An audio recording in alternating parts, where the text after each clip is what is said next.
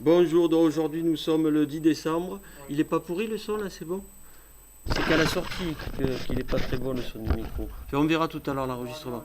Donc on est donc dans la fonction, on est en train de, on est le 10 décembre, on est en NSI terminal, on est en train de s'occuper de créer une classe arbre. Merci Virgile, que vous entendez de loin. Hein. Donc normalement on va ouvrir le bouquin qui se trouve être ici. On a des extraits. Voilà, donc on ne peut pas l'ouvrir comme ça, on a un problème en ce moment, donc il faut l'ouvrir autrement. Ah, ouais, non, ça ne marche pas. Il faut l'ouvrir directement, on va l'ouvrir dans un navigateur carrément. Ah non, on peut essayer comme ça avec Acrobat. Je ne sais pas si c'est mieux avec Acrobat. Allez, on va tester. C'est un peu long Acrobat, mais bon, c'est quand même Adobe qui l'a fait, alors on va pas... Adobe, c'est quand même une entreprise qui a pignon sur rue, qui a créé beaucoup de choses très sympathiques. Alors d'abord, on a créé... Pardon? Oui, bah d'accord, mais c'est une entreprise. Les entreprises, il faut quand même qu'elles vivent un petit peu. Donc voici, d'abord nous avons créé une classe nœud. D'accord, c'est la première chose que nous avons créée. Est-ce que c'est terrible? C'est pas super la qualité là. Non. Allez, on va la piquer autrement. Comment on fait pour... C'est CTRL Z? Non. CTRL X, supprime. On va en repiquer une plus jolie. Comment on fait pour la piquer plus jolie? On va faire comme ça là. Bon, Adobe. Comment on fait pour sortir cette fenêtre là? Voilà.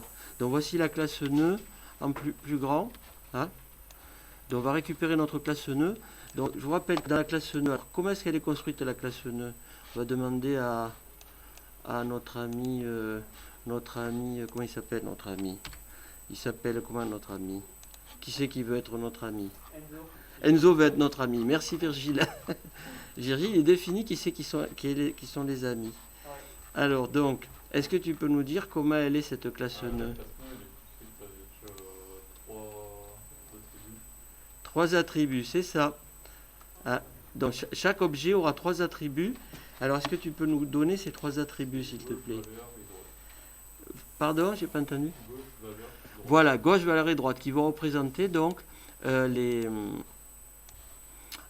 trois branches d'un premier nœud. Hein, donc on imagine qu'on a un premier nœud. Bon, désolé, mais là on est un petit peu, on fait tout à l'arrache, donc on n'a pas encore configuré la tablette. C'est pour montrer comment se fait une configuration direct live, pour indiquer donc par exemple aux gens qui voudraient se mettre à tout ça, que ça prend toujours un petit peu de temps. Hein. Donc théoriquement, il faut arriver en cours 5 minutes avant, si vous voulez avoir le temps de tout préparer avant, et non pas 10 minutes en retard, comme certains que je ne nommerai pas. Voilà. Donc ici, exemple donc. Là, par exemple, imaginons qu'on crée un premier arbre. Alors, qui c'est qui nous montre comment est-ce qu'on va créer un premier arbre avec un seul nœud? Alors, on va le noter ici. C'est qui nous donne la technique pour faire ceci. Maintenant, une fois qu'on a implémenté la classe nœud, là, comment est-ce que je construis un premier arbre avec un seul nœud? Bien fort. Virgile, comment on va l'appeler cette instance? On l'appelle petit a. Bon, est-ce que c'est un nom intelligent? Non, mais c'est... Voilà, ce nom par défaut, effectivement, qui ne mange pas de pain. Alors, donc, comment est-ce qu'on fait pour créer A égale grand nœud avec un grand égale grand nœud, s'il te plaît. Je vois qu'il est en forme, Virgile. A égale grand nœud, d'accord, super. Entre parenthèses, là on peut y ajouter. Et ici, là, c'est grand. Je l'agrandis encore un petit peu? Non, ça ira. Voilà, il est trop grand, là, voilà, ok. Allez, voici un nœud à la bonne taille. Après, donc, qu'est-ce qu'on met dedans? On y ajoute une valeur. Alors, qu'est-ce que tu proposes? Je propose 3. 3, d'accord, virgule. Ensuite. Ah non, ça va pas marcher parce qu'il faut que ce soit le même. Il faut qu'il y ait qu'un seul nœud, c'est ça? Voilà, bon, on a déjà en fait tout ce travail, on l'a déjà fait, on s'est aperçu que dans les branches latérales, il fallait soit qu'il y ait déjà un nœud, soit qu'il y ait un non, une valeur vide, une valeur nulle.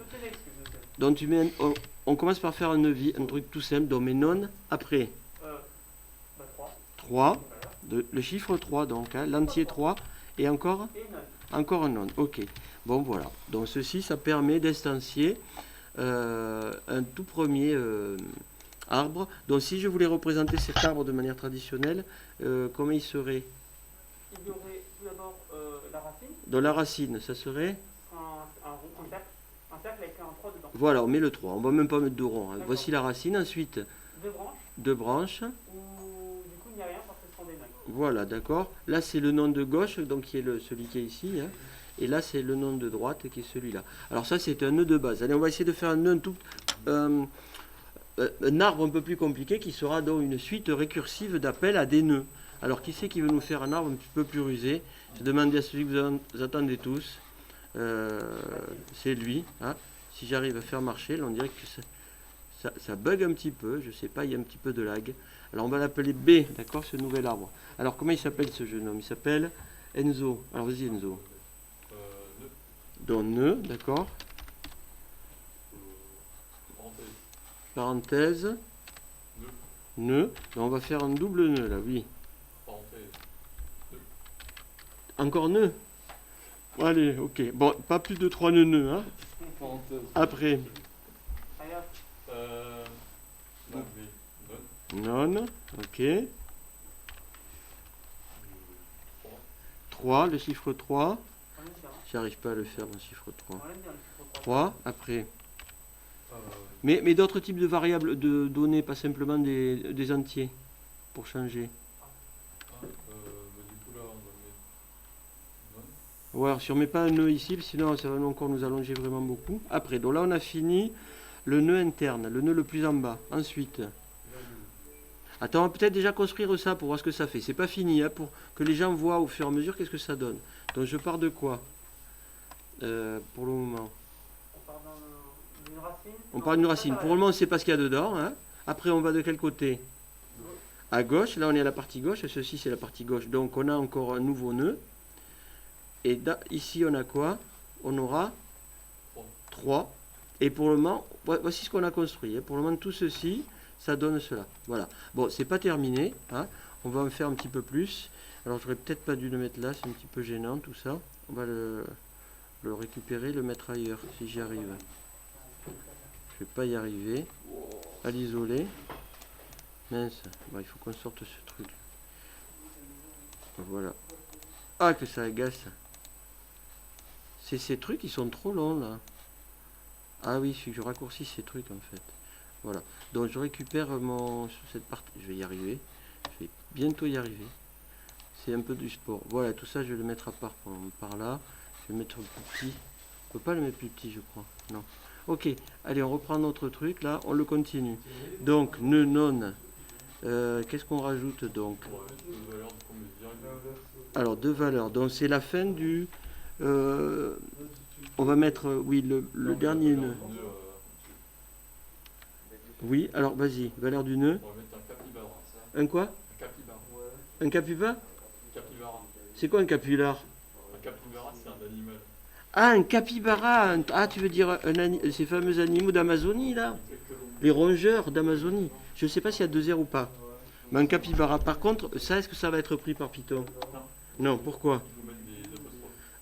Ouais, pourquoi? Parce que c'est un string en anglais, en français, on dit une... Qui c'est qui a dit culotte? Une chaîne de caractères. Qui c'est qui a dit culotte? On va le dénoncer. C'est enregistré dans YouTube. C'est qui l'a dit? Je suis pas sûr, c'est lui qui l'a dit. Donc c'est quelqu'un dont le prénom commence par un J et se termine par un S. Et au milieu il y a 3 lettres. Et je ne les dis pas parce que hein, on a un petit peu de... Jérôme. Quoi? C'est Jérôme. Jérôme. C'est pas obligé Jérôme. Voilà. Allez, donc capybara. Oh, très bien. Virgule.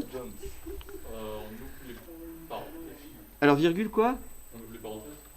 Qu'est-ce que tu ouvres une parenthèse ici, pourquoi faire? Non, du tout en fait. Soit tu mets un nœud, soit tu mets... Ah oui, c'est nœud. Alors là, il faudrait mettre un nœud, hein, c'est ça. Hein. Donc un nœud, ok. Après, quoi donc? Non. Voilà, c'est bon. Hein. Alors nœud non. Tracteur. Tracteur? Ouais, parce qu'en fait, il est un peu de la campagne, notre ami. Donc, il aime tout ce qui est capybara, ouais, tout ça. Et les tracteurs, voilà, c'est comme ça. Écoute, j'ai un élève en NSI première. Tous ces programmes, c'est un programme de mémorisation. Vous savez comment il l'appelait, son programme de mémorisation? Il faut mémoriser des mots. Le seul mot qui est lui venu à l'esprit, le plus naturel, c'est tractopelle. Voilà, tractopelle. Son programme de mémorisation, il s'appelle tractopelle. Bon, ça, c'est les élèves de première. En terminale, c'est plutôt tracteur. Voilà, c'est chacun son truc. Après, donc... On rajoute une nonne. On rajoute une nonne. Une nonne. Ah, c'est d'accord, c'est des femelles, ok. C'est une variable femelle. Après, il faut fermer la parenthèse peut-être? Ferme la parenthèse. Alors, au niveau des parenthèses, qu'on est bon là? Est-ce qu'on est bon? Non. On est pas bon. 2, 3. Il en manque deux. Oui, il en manque 2. Il en manque 2, paraît-il. Allez, donc ce qu'on fait, on fait le test, on en rajoute 2. On va l'écrire, on va le laisser comme ça pour le moment. On va le tester. Hein. Comment on fait pour le tester? Ben, on va l'ouvrir. On ne va pas faire ça, parce que ça c'est une mauvaise idée. On va le remettre, donc on fait des petits CTRL Z, ça revient. On va le tester. Pour le tester, on va le mettre dans un programme, dans une instance Python. Donc on va ouvrir un Python quelque part. Et on va dans lequel on a déjà implémenté la classe nœud. Alors Python, où c'est qu'on va le trouver? Donde está Python? Il est là. Dans usine de Kitchen. Alors on va chercher, donc on est à la version 2.6, hein. Bon, un accès erreur, oui bon ça c'est normal, hein. On va se formaliser pour ça, hein. Quoique, il y a des problèmes, c'est peut-être à cause de l'enregistrement que ça, il y a ce petit bug là. Alors qu'est-ce que c'est qu'on a? La classe nœud, voilà, donc ici on va pas s'intéresser, on s'intéresse au début, donc vous voyez qu'on a la classe nœud qui est là, c'est ça dont on a besoin pour le moment, et donc on a cette classe nœud, donc je viens de lancer le programme, on va implémenter, donc on va, pardon, fabriquer, donc comme vous voyez ici, on fabrique donc un arbre qui est en fait un appel récursif à des nœuds. Donc ici on a une erreur. Alors qu'est-ce qu'on a comme erreur? Init missing to required positional argument VND. Ça veut dire, semble-t-il, que la construction de nos appels à la fonction nœud n'est pas correcte. Alors on va essayer de trouver où est l'erreur. On repart depuis l'intérieur là. Alors si on repart de celle-là, est-ce que ça c'est un appel correct? Est-ce qu'on fait un nœud et il y a appel à ces trois arguments? Donc vous voyez ici que la fonction, la classe nœud est bien définie avec 3 arguments. Hein, J, V et D. Donc ça après c'est l'air correct. Ensuite l'autre appel à la fonction nœud, et c'est ici il me semble qu'il y a un problème. Hein. Attendez, non celui-là, est-ce qu'il est bon celui-là? Oui. Globalement ce nœud est bon. Oui. Alors est-ce que c'est bon ça? Dedans, qu'est-ce qu'il y a si on regarde dedans? Il y a d'abord un nœud, tout ceci, c'est un premier nœud. Hein. Ensuite, il y a la valeur du nœud. Et ensuite, il y a un autre nœud. Hein. Donc ça aussi, ça a l'air bon. Hein. D'accord? Ensuite, si on s'intéresse au dernier, donc ici on a parenthèse. Donc, qu'est-ce qu'on a dans ce premier nœud, le nœud initial? Hein. On a premièrement la partie gauche de l'arbre. Donc ça serait quoi la partie gauche? Ceci. Ensuite, on a c'est ça, la partie centrale, et après l'autre nœud. Alors, c'est quoi? Il n'y a pas une parenthèse en trop quelque part? Non, mais le problème c'est que là en fait on a juste une partie de l'arbre. Il y a un nœud en trop. Comment ça? Il y a alors, c'est Enzo qui parle, il est en train de dire que... Là on a juste la partie gauche de l'arbre, il manque la valeur racine et la droite. On a juste la partie gauche de l'arbre. Ah oui, ça veut dire que tout ça, en fait, c'est la partie gauche de l'arbre de la racine. Oui. D'accord? Très bien. Alors donc ça veut dire qu'ici, il faut qu'on rajoute effectivement, donc à partir de là, la suite de l'arbre. Alors on va faire un truc hyper simple. Hein. On va juste mettre un nœud. Alors on va juste mettre un non. Donc il faut d'abord mettre La valeur. la valeur. Donc qu'est-ce qu'on met comme valeur? Coquille. Coquille. Non, encore plus court. Donc, DANS. 0. On va faire simple. Hein. Donc la racine de l'arbre, en fait, ça aura pour valeur 0. Et là, par contre, on ferme l'arbre. Donc c'est un arbre qui sera complètement déséquilibré vers la gauche. Hein. Alors on va essayer de le dessiner. Je récupère tout ça. On va aller le dessiner cet arbre. On va d'abord vérifier que ça marche. CTRL V. On lance. Est-ce que là ça marche? A priori, vous avez vu qu'on n'a pas eu d'erreur. Donc ça devrait marcher. Alors on va le récupérer dans OpenBoard. On peut faire pour un fichier, pour voir. Et on va le dessiner, hein, on va le terminer. Donc c'est quoi qu'on a rajouté ici? Virgule. Bon, O. faites CTRL A, CTRL V, vous avez... Je sais, mais je veux montrer qu'on peut aussi faire, on n'est pas obligé de faire CTRL A, CTRL V. On peut faire aussi comme ça. D'accord? Alors c'était quoi qu'on a mis là? C'est non. Et là j'oublie pas la parenthèse. Allez, t'as raison, strictement parlant, il vaut mieux faire un CTRL C, un CTRL V, il vaut mieux. Hein. Allez, on le termine cet arbre maintenant. Donc ici, qu'est-ce qui manque dans cet arbre? Qui c'est qui le complète? Là, qui c'est qui n'a pas joué encore? Atim. Tu vois, là on a commencé tout à fait à droite de l'écrire cet arbre. Et là on va le... Ah, vous faites ce qui soit à l'extérieur. Est-ce qu'il y a le partage toujours? Oui. Ok, super. Alors donc, nœud, donc tu vois nœud, le premier nœud. Pour récapituler, quand on arrive en route, le nœud qui est là, c'est ce nœud-là. On part à gauche, donc le nœud qui est là, c'est ce nœud-là. Ce nœud-là, c'est celui-là. La preuve, c'est que la valeur de ce nœud, c'est 3. Donc on a fait tout ça. Ensuite, virgule, capybara. Donc capybara, en fait, c'est la valeur de ce nœud-là. Hein? Donc ici, il faut mettre capybara. Bon, on va le mettre... Alors capybara, pour ceux qui ne savent pas, c'est un rongeur d'Amérique du Sud, qui s'apparente un peu à notre ragondin, je dirais. Quelque part, c'est un plus gros ragondin, et c'est très bon à manger en ragoût. Par contre, ça a la chair. C'est pas au programme d'NSI, hein. Mais quand même, sachez-le, ça a quand même la chair un peu dure, donc il faut vraiment le faire mijoter au moins 3 heures. Et puis surtout, c'est aussi un peu fort aussi. Ah, c'est fort, le capybara est très fort. Oui.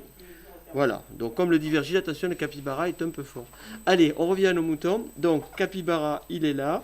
Ensuite, le nœud, donc ce nœud qui est là, ça va être le nœud droit qui part de l'arbre gauche de capybara. Donc, c'est ici qu'on va avoir là. Et quelle sera la valeur ici, Atim? Excellent, c'est le tracteur.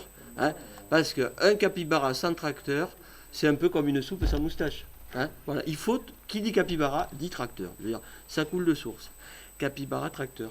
Ensuite, alors, non, c'est la partie gauche hein, du nœud tracteur. Et la partie droite, c'est aussi un non. Alors, qu'est-ce qui manque? Mais c'est ce que faisait remarquer tout à l'heure Enzo. Tout à l'heure, ce qui nous manquait, c'était la fin. Là, on n'avait que la partie gauche de l'arbre. Il y a maintenant 0. Alors, le 0, où c'est qu'il est, Alex?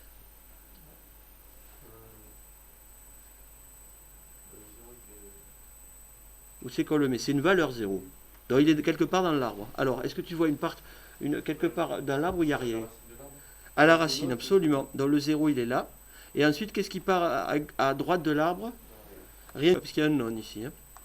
D'accord, ici on a un non. Voilà, donc voici notre arbre. Alors c'est un arbre, ce qu'on appelle un arbre binaire. Hein, c'est-à-dire de chaque nœud, il part au maximum deux sous-arbres, un arbre gauche, donc en général celui-là c'est l'arbre gauche, hein, et l'arbre droite. Voilà, donc ça c'était le premier truc. Alors une fois qu'on avait défini notre classe, et qu'on était capable de construire donc un arbre, qu'est-ce qu'on avait fait ensuite? Qu'est-ce qu'on avait créé ensuite? On avait créé des fonctions. Alors des fonctions. La première fonction, c'était la fonction qui permettait de calculer la taille. Donc ici, vous avez la taille d'un arbre. Alors il faut définir ce que c'est que la taille d'un arbre. Alors qu'est-ce que c'est qu'en Python? Qu'est-ce que c'est qu'en structure de données? Qu'est-ce qu'on appelle la taille d'un arbre? Oui? Ah, c'est le nombre de nœuds, etc. Excellent. Donc la taille d'un arbre, par définition, taille d'un arbre. Par définition, ça je vous rappelle que ça veut dire définition, hein, langage standard, c'est donc nombre de nœuds de l'arbre, nombre de nœuds. Bon. C'est quoi la blague? La qualité de l'arbre, c'est le nombre de nœuds qu'il y a dans l'arbre. La qualité de l'arbre, c'est le nombre de nônes qu'il y a dans l'arbre. Ah, la qualité. Ok, donc tu définis un nouveau paramètre. D'accord. Ok. Bon, ok. Bon, ça aussi c'est hors cours, hein. Alors, la taille d'un arbre, c'est le nombre de nœuds d'un arbre. Alors, justement, la question qu'on se posait, c'est combien est-ce que... Ce qu'on a fait la dernière fois, c'est, par exemple, je prends un arbre de base, là. Combien est-ce qu'il y a de... On va noter à chaque fois sa taille, peut-être, et sa... Quelle est sa taille? Donc là, en l'occurrence, celui que j'ai fait là, c'est quoi sa taille? C'est quoi sa taille? 3, là. Je vais... Bon, j'ai un problème ici, on a vraiment du mal. Je ne sais pas si on va le garder cet enregistrement parce qu'il n'est vraiment pas terrible. Là, voici l'arbre le plus simple, il a pour taille 1. On pourrait faire un truc ici qui aurait pour taille 2. D'accord? C'est quoi la chaîne YouTube? Parce que moi, Quoi donc? C'était quoi la chaîne Qu'est-ce qu'il a dit? C'est quoi ta question? C'est quoi la chaîne YouTube là où il y a sur la vidéo? Eh bien, Didier Jambon, tu dois trouver des trucs qu'il a résolve, Eric. Il a une vache. Il a un très bon odorat. Non, c'est pas l'odorat. Très bonne ouïe. Très bonne ouïe, absolument. Alors, il y a la taille de l'arbre. Quel est notre paramètre qui est important, Émile, je vais y arriver, Virgile. La hauteur. La hauteur d'un arbre. Alors, on va définir aussi ce que c'est que la hauteur d'un arbre. Hauteur d'un arbre. Donc, qu'est-ce que c'est que la hauteur? C'est la... Comment expliquer? C'est le nombre de nœuds qui sont dans la branche la plus longue. Voilà, nombre de nœuds de la branche de l'arbre la plus longue. Voilà, on n'a pas défini ce que c'est qu'une branche, mais ça se comprend de lui-même. Hein. De la branche de l'arbre la plus longue. C'est pas vraiment une bonne définition, ça. Alors, dis pourquoi elle n'est pas bonne. Vas-y, essaie d'en donner une plus précise, Albéric. Enfin, je sais pas comment l'expliquer non plus, mais par exemple, si on prend l'exemple de votre arbre là, de taille 3, Oui. si on rajoute par exemple à gauche 2 nœuds, un à gauche et un à droite, il sera de hauteur 3 et il y aura 4 nœuds, donc la définition ne marche pas. Ah bon? Non, enfin, non, là, celui de droite, en fait, vous mettez un nœud à gauche, le sous-arbre à gauche. Voilà. Alors, attends, on va reprendre sa définition pour voir si ça colle pas. Hein. Dans la définition qu'a donnée donc Virgile, c'est hauteur d'un arbre, 2 points. Donc, c'est la définition, donc 2 points égales. C'est le nombre de nœuds de la branche de l'arbre plus longue. Donc, qu'est-ce qu'il appelle la branche? On ne l'a pas défini non plus. Mais ce qu'on appelle une branche, c'est je pars de la racine. Hein. C'est ça qu'on appelle une branche. Si on veut faire la plus longue, il faut partir de la racine. Et on descend jusqu'à ce qu'on arrive au bout. Donc là, la branche, c'est ça qu'il appelle une branche, lui. Tu vois, c'est ça. Hein. La branche, c'est pas simplement ce qui relie deux nœuds, parce que sinon, tu as pour longueur 1. Donc ça, c'est la branche la plus longue pour lui. Et donc, ben, tu passes par combien de nœuds? Tu passes par 3 nœuds. Voilà. D'accord? Ok? Donc, voilà. Donc, allez, si on fasse tout ça, et on va marquer ici donc, la hauteur. Alors, donc, comment il s'appelle ce jeune homme? Il s'appelle... Je suis d'accord, monsieur. On va changer ici. Donc, comme j'ai rajouté 2 nœuds, quelle est la taille finalement de celui-là maintenant, à Tim? Celui-là, là. 5, d'accord. Donc ici, maintenant, j'ai 5. Voilà. Et quelle est sa hauteur? 3. Ok. Bon, Enzo, qu'est-ce que tu penses de cet arbre? Donc, cet arbre-là, il a pour taille 1. Et sa hauteur? 1. Voilà. Virgile, donc cet arbre-là pour hauteur, pour taille 2 et pour hauteur 2 aussi. Voilà. Alors, est-ce que vous avez vu qu'il y a un lien entre la hauteur de l'arbre qu'on va appeler H et la taille de l'arbre, donc qui s'appelle T ici. Hein. T. Est-ce que vous voyez un lien, je crois qu'on l'a déjà vu ce lien, entre la taille et la hauteur?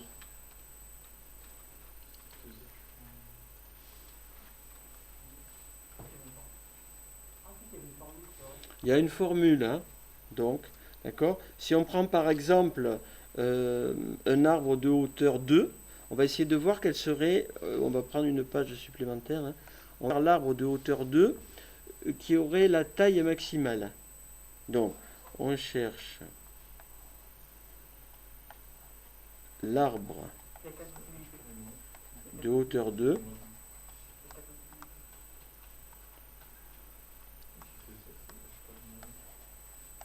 De taille maximale. Maximale. Et après, on va faire pareil avec l'arbre de hauteur 3. Et on va essayer de cette manière de trouver une sorte de... un lien entre la hauteur de l'arbre et la taille de l'arbre.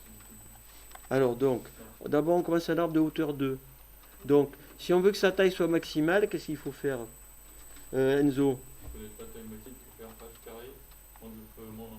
D'accord, là tu es en train de nous trouver la formule, mais je veux dire, en termes de construction, je suis en train de le construire. Hein. Si on veut qu'il ait la taille maximale, il faut que toutes les branches soient remplies, d'accord? Toutes les branches soient remplies, ok? Si on veut qu'il soit maximal ici. Alors ici, donc, regardez, il y a un nœud, ici il y a 2 nœuds, et ici il y a 4 nœuds. Donc là, j'ai construit l'arbre de taille, de hauteur, pardon, 2, de taille maximale, et sa taille c'est... taille c'est combien? Sa taille c'est donc combien? 7. Je l'ai appelé avantage tout à l'heure. Hein. Sa taille c'est 7. Ok. Alors imaginons qu'on rajoute encore un niveau. Donc on fait un arbre de taille, un arbre de hauteur 1 de plus. Donc ici, ben, je rajoute combien de nœuds? J'en rajoute 2 fois plus. Voilà, 8, merci. 2 fois plus. Hein. Donc ici, on arrive à, pour un arbre de taille 3, donc on arrive à 7 plus 8. Voilà, c'est-à-dire 15. H-1, c'est Bon, et ça, ceux qui ont étudié l'an dernier les suites géométriques, vous devez observer quelque chose. Hein. Oui, Là, ça, si ça c'était prend 4, j'en rajoute encore 2 de plus. Hein, donc 2 ici, etc., etc. Moi je faisais pas une assez. Pourquoi j'ai fait un A là? Voilà. Bon, donc ça fait ici 15 de plus cette fois, 16.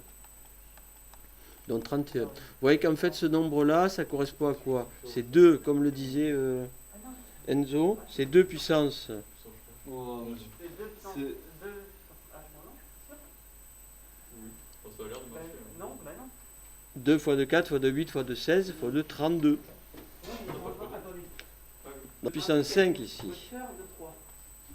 2 Et 2 puissance puissance 3, 3. c'est 8, moins 1, c'est... Oui, non, c'est bon. J'ai été encore persuadé de ton truc que tu as fait au départ. C'est bon. Moins 1. Donc ça veut dire que t au maximum est égal. Et là, c'est 2 puissance 4, pas puissance 6. On est bien d'accord que la hauteur, ici j'ai bien un truc de hauteur 4. 1, 2, 3, 4. Bon, hauteur 4, ben pour hauteur 4, on a bien compté le nombre de nœuds. Hein. Maximum, c'est 31. C'est bien 2 puissance 5 moins 1. Bon, comme ici, ça aurait été 2 puissance 4 moins 1. Là, ici, c'était pareil, 2 Monsieur, puissance. le rouge, il n'est pas de hauteur 4. Le rouge n'est pas de hauteur 4. Le rouge est de hauteur 4. Donc c'est bien 2 puissance H-1. Le rouge n'est pas de hauteur 4. 7. Ah, d'accord. Eh bien oui, en fait, c'est le jeune homme qui a raison, qui s'appelle Albéric. Ici, je me suis trompé concernant la hauteur, effectivement. À la hauteur 2, j'en ai mis 7, en fait, c'est hauteur 3. Là, il faut tout décaler. D'accord, donc on va changer ici. J'ai tout décalé. Cet Albéric, il est vraiment très fort. Hein. Alors, donc ici, on va guérir. Donc ici, c'est 3. Ici, c'est 4. Ici, c'est 5. Donc en fait, c'est directement T est inférieur à, de manière générale, sens. H moins 1. Voilà. Donc ça, c'est la taille maximale. Et au maximum, on atteint 2 puissance H moins 1. Et au minimum, quel est le minimum? Donc pour un arbre de taille H. Le minimum, ça veut dire qu'il n'y a qu'une seule branche, en fait. Hein. Donc, voici l'arbre minimal. Boum, par exemple, comme ça. Il y en a tout plein. Hein. Mais à chaque fois, à chaque niveau, il n'y a qu'un nœud. Donc, ça veut dire que c'est inférieur ou égal à H. H, absolument. Hein. Donc, c'est ça la formule qu'il faut retenir. C'est une formule qu'on peut vous demander de recracher. Alors, à quoi elle sert cette formule? Ben, c'est quand on va se balader dans un arbre. On va voir qu'en fait, le fait de se balader dans l'arbre, la complexité de l'algorithme est proportionnelle en fait à la taille de l'arbre. Donc ici, on pourra à tout moment dire voilà, notre complexité sera comprise entre h et 2 puissance h moins 1. Alors certes, c'est une fourchette assez large, mais ça peut nous donner une idée du temps d'exécution d'un programme, par exemple. Au maximum, ça prendra tant de temps, etc. Bon, on essaiera de trouver des majorations, des encadrements plus précis un petit peu plus tard. Donc, bilan, on sait maintenant ce que c'est que la taille d'un arbre, ce que c'est que la hauteur d'un arbre. Ce qu'on avait vu, donc si on récapitule, on avait vu comment est-ce qu'on crée une classe nœud qui permet de fabriquer des arbres. Ensuite, qu'est-ce qu'on a fait maintenant? Qu'est-ce qu'on a fait ensuite? On a créé deux fonctions qui font quoi?